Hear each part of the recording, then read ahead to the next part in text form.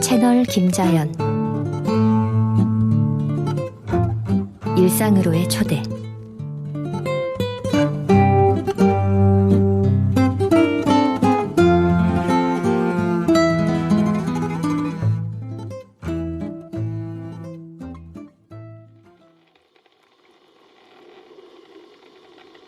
여러분은 첫 끼니 잘 챙기시나요?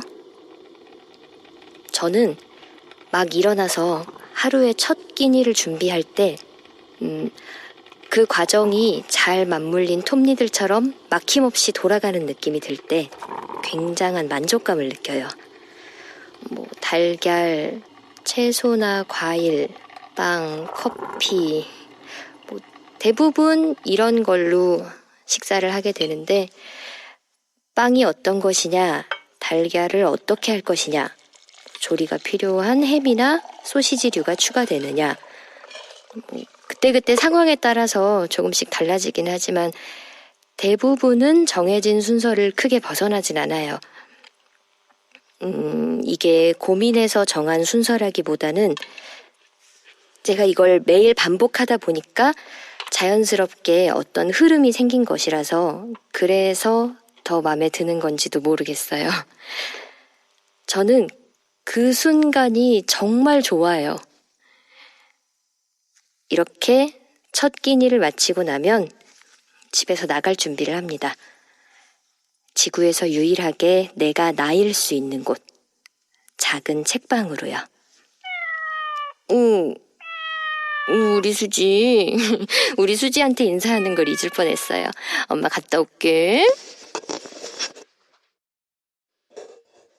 저는 2년 전까지는 어린이 책을 만드는 출판사에서 편집 일을 했었어요.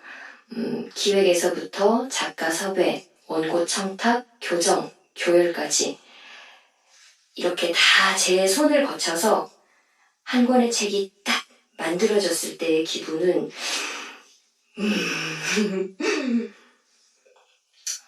근데 참 이상하죠?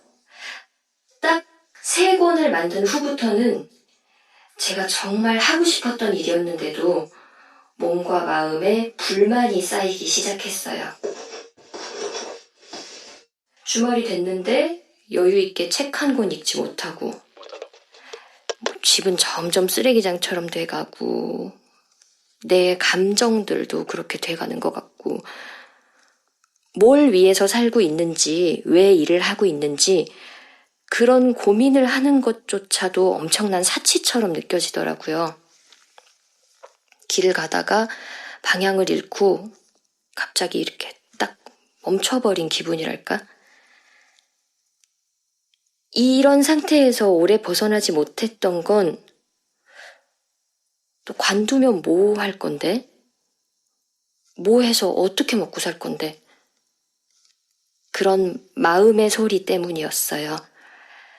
쌓여가는 일들이 감당이 안 되고, 실수가 반복되고, 자존감이 무너지고, 사람들하고의 관계에 적당한 벽을 만들기 시작하고, 이렇게 일상이 무너져버린 후에 찾아온 건 깊은 우울감이었어요. 근데 내 마음속에 있는 찌꺼기들을 들여다보는 일도 나쁘지는 않았어요. 바닥을 쳤다는 건 올라갈 일만 남은 거니까 차라리 그게 나을지도 모르겠다 싶더라고요. 꼭 내가 뭐를 해야 될까? 그냥 가만히 있어도 되잖아. 그런 답을 스스로 얻고 나서 퇴사하겠습니다. 이 말을 뱉고 나니까 그동안 뭐 때문에 이렇게 망설였을까 싶더라고요.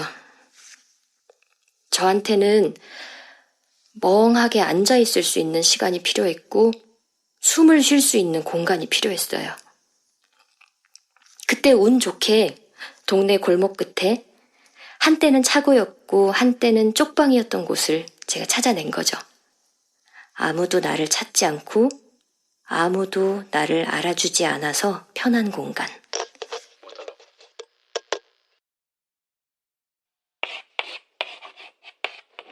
작은 책방. 서점 이름치고는 너무 존재감이 없나 싶기도 한데 간판 대신 작은 칠판에 써서 입구에다 걸어놨어요. 누군가는 이걸 보고 골목을 걷다가 궁금해서 문을 두드릴 수도 있겠죠. 누가 찾아올까 하고 하루 종일 기다리는 것도 나쁘지 않더라고요. 서점에 오면 볼륨이 너무 크지 않게 음악을 틀어놓고 물을 끓여서 차를 한 잔 마셔요. 여름이든 겨울이든 따뜻한 차를 마시고 나면 기분이 참 좋아져요. 찻잔을 손에 들고 책장을 훑어보면서 아무도 펼쳐보지 않은 책을 찾아내서 읽기 시작해요.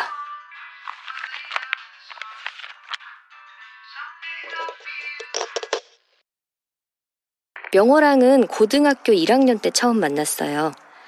수업 시간에 딴 생각하다가 우연히 눈이 마주쳤고 멋쩍어서 웃어주다가 이름을 물어봤고 집에 가는 방향이 같아서 이런저런 얘기를 하다가 서로 어떤 음악을 좋아하는지, 어떤 작가를 좋아하는지, 어떤 드라마를 좋아하는지 이런 걸 공유하게 된 거죠. 물론 그보다 더 많은 시간을 선생님 흉보기, 냄새나는 남학생들 멀리하기, 성적, 진로, 부모님과의 갈등 같은 그런 소소한 고민을 나누는 데 썼고요. 그리고 아직 오지 않은 첫사랑에 대해서 이야기했죠. 우리는 어떤 삶을 꿈꿨을까요? 그리고 어떤 인생을 살게 될까요?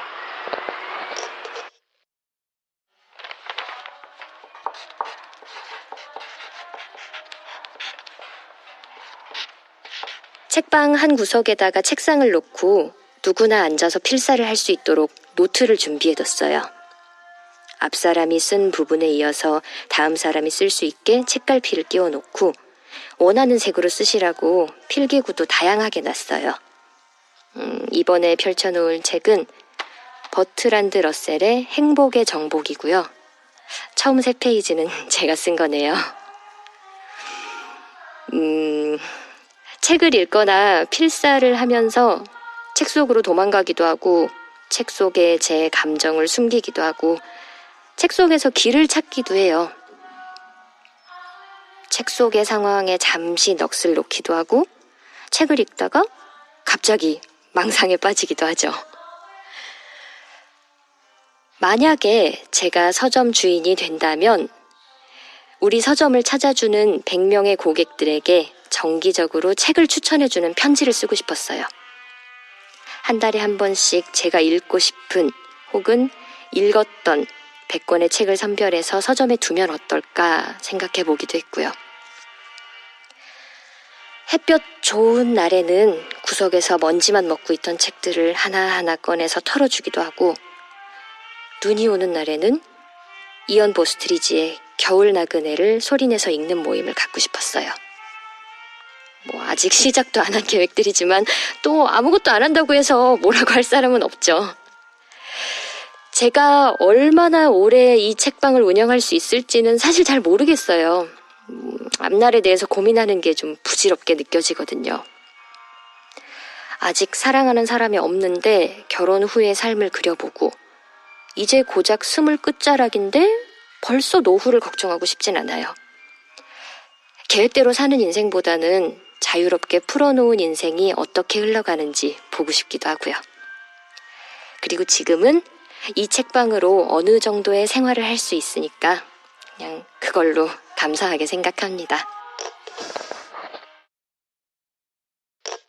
이렇게 고요한 시간에 익숙해지면서 행복해지기 위해서는 무엇보다 나 자신을 잘 아는 게 중요하다는 걸 알게 됐어요.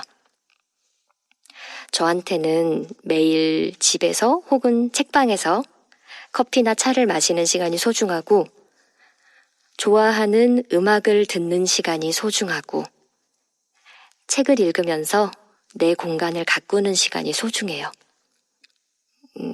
빵과 과자를 구워 먹는 시간, 우리 수지 털을 빗어주면서 눈을 마주보고 얘기하는 시간, 그리고 누워서 라디오를 듣는 시간.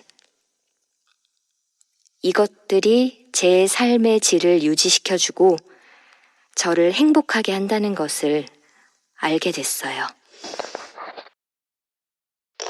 가끔 삶의 중심을 잃고 흔들릴 때 저한테 말을 겁니다. 자연아, 잠깐 흔들려도 괜찮아. 너무 소소하고 별것 없는 저의 일상 이야기는 여기까지입니다.